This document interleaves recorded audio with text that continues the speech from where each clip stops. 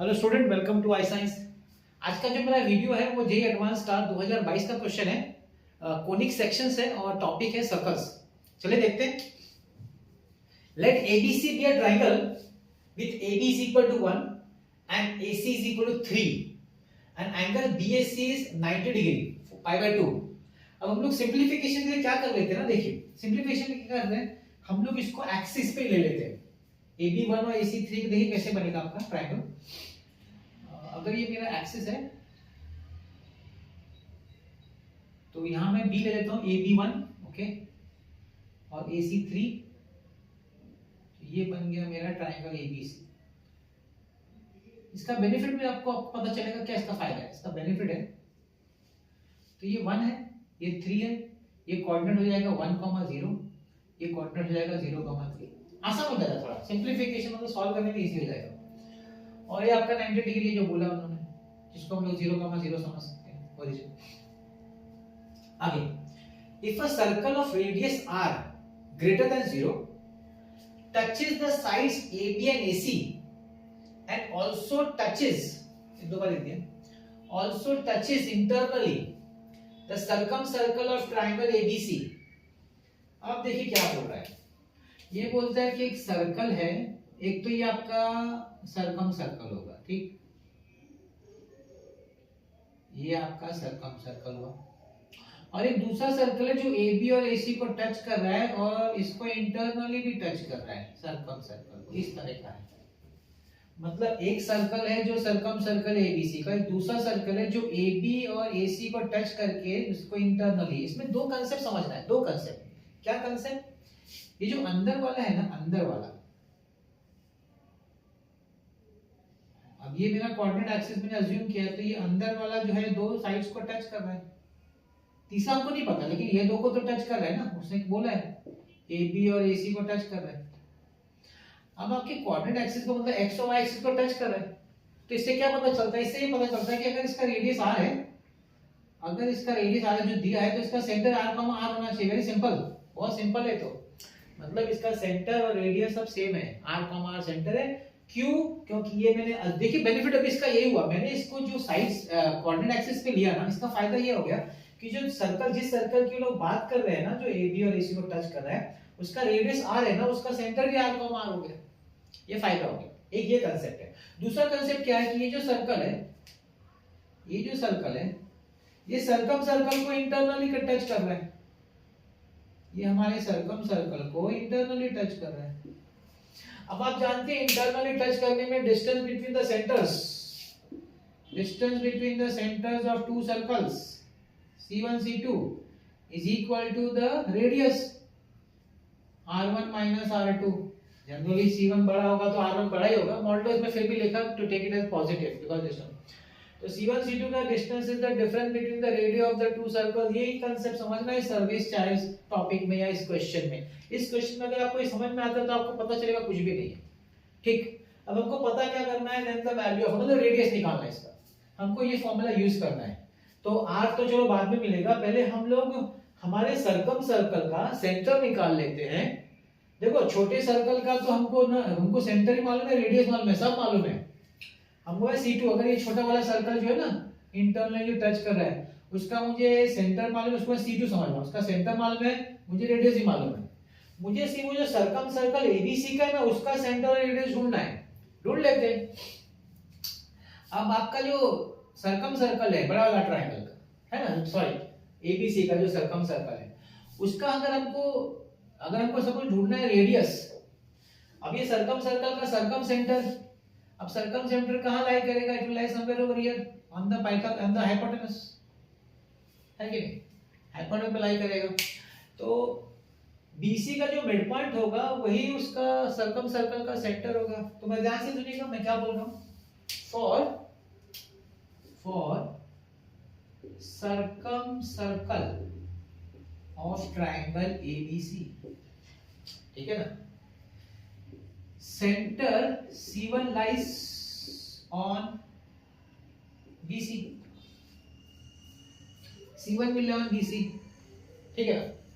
तो बिकॉज आप जानते हैं ना सर्कमसेंटर का जो सेंटर होता है परपेंडिकुलर बाइसेक्टर होता है, सिंपल बात है, सब परपेंडिकुलर बाइसेक्टर होता है। तो यहाँ से हम लोग जो परपेंडिकुलर बाइसेक्टर ड्रॉ करेंगे तो फिर ये इसको बाइसेक्ट ही करेगा। आपका जो परपेंडिकुलर बाइसेक्टर होगा सब जगह से, मतलब BC का, AB का और AC का, वो तीनों हाइपोटेनस पे टच करेगा। It will touch at the hypotenuse, उसका जो मिड पॉइंट होगा। तो C1 लाइज ऑन BC, है ना। तो C1 का कोऑर्डिनेट कैसे निकालेंगे हम लोग? मिड पॉइंट फॉर्मूला यूज करेंगे, 0 + 1/2, 0 + 1/2, और दूसरा है 3 + 0/2, 3 + 0/2। तो ये हो जाएगा आपका हाफ, 3/2। देखिए C1 मिल गया, C1 मिल गया। अब रेडियस, सर्कमसेंटर से वर्टाइसिस का डिस्टेंस जो होता है वही तो रेडियस होता है।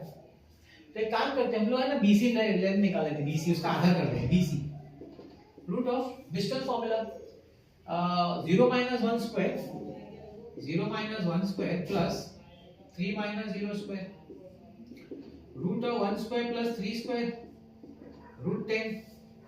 तो R1, मैं R1 ले रहा हूं, रेडियस बड़े वाले सर्कल का R1 BC/2, root 10/2, root of 5/2। तो आपको R1 भी मिल गया, हमको R1 भी मिल गया। आपके आसान तो खत्म हो गया।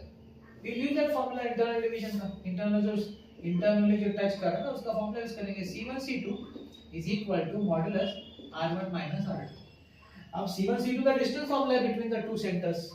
एक सेंटर है हाफ कॉमा हाफ 3/2 और दूसरा सेंटर है 0 r कॉमा r।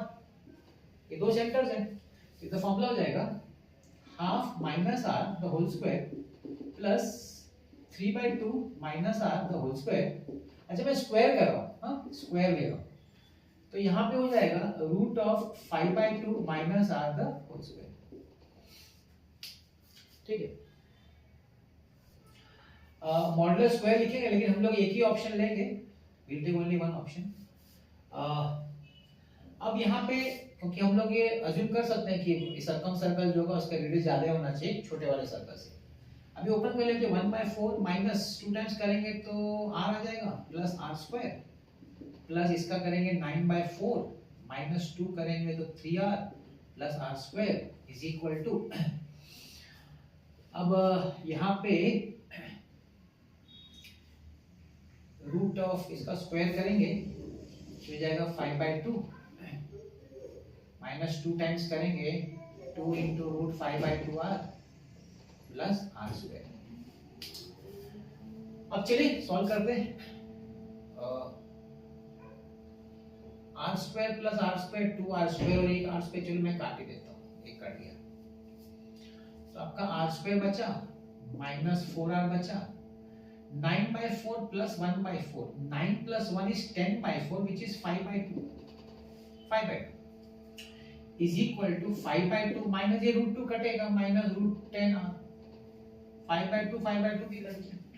ठीक, r² इस पे यहाँ ले आते हैं, minus 4r plus root 10r is equal to 0। r²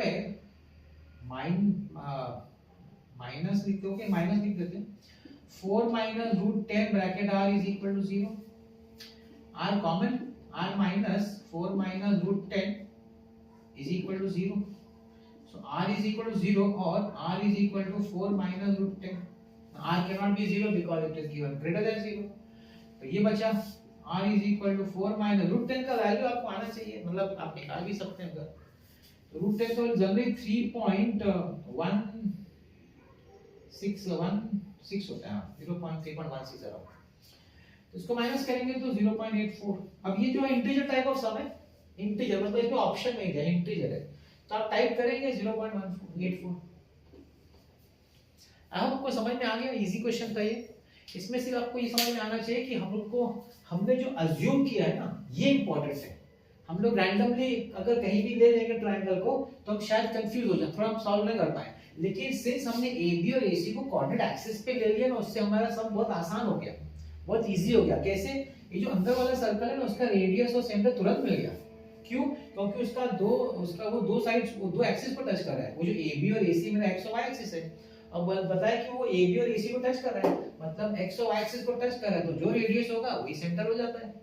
ये इजी हो जाता है, इसको ऑन द एक्सिस लेने का बेनिफिट है। और सब तो आपको कंसेप्ट मालूम ही होगा, तो वो सब कंसेप्ट यूज हुआ है और सॉल्व हो गया। तो ये था आपका 2022 का question, radius of a circle touching internally. बस इसमें एक ही चीज याद रखने का कि जब भी कुछ मेंशन नहीं किया तो आप थोड़ा उसको सिंपलीफाई करिए, और सिंपलीफाई ये है कि उसके दो साइड्स आप कोऑर्डिनेट एक्सिस पे ले लीजिए, तो सम आसान हो गया इक्वेशन।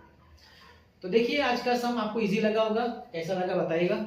और ऐसे ही सम मैं आपके लिए ला रहा हूँ, मेरा एक ही एडवाइस है आपको, आप फॉर्मूला बुक बनाइए, रेफरेंस बुक अच्छा सा लीजिए, प्रैक्टिस करिए। पीवाईक्यूज जो है वो सॉल्व करने की जरूरत नहीं, उसको वीडियोस, अगर वीडियो जैसे मैं आप वीडियो बना रहा हूं तो आप देख सकते हैं वीडियोस, और खुद के लिए प्रैक्टिस करिए कोई अच्छे सा रेफरेंस बुक लेके। तो ये डबल चीज हो जाएगा, प्रैक्टिस भी होगा और पीवाईक्यूज आप देखते रहेंगे। पीवाईक्यूज देखने का बेनिफिट ये होता है कि पता चलता है कि किस तरह के सम पूछे जाते हैं, और प्रैक्टिस करने से आपका और धीरे धीरे कंसेप्ट्स क्लियर होता जाता है। तो दो काम अगर आप करते हैं अलॉन्ग विद द फॉर्मूला, आपके पास फॉर्मूला होना चाहिए और बाय हार्ट होना चाहिए आपका फॉर्मूला। ये दो तीन चीज अगर आप करते हैं तो डेफिनेटली आप बहुत अच्छा स्कोर कर सकते हैं आपके एंट्रेंस एग्जाम में। आप मेरा प्लेलिस्ट देखिए, उसमें जेईई मेंस का भी और एमएससीटी का भी, उसको भी जरूर देखिएगा। उससे भी आपको काफी कुछ कंसेप्ट्स अलग अलग, मैं क्योंकि मैं अलग अलग चैप्टर्स और टॉपिक्स पे उठाता हूँ, तो अलग अलग टॉपिक्स का आपका उस तरह रिवीजन भी हो सकता है। देखते रहेगा मेरा वीडियोस। आज का मेरा वीडियो देखने बहुत बहुत धन्यवाद, थैंक यू वेरी मच।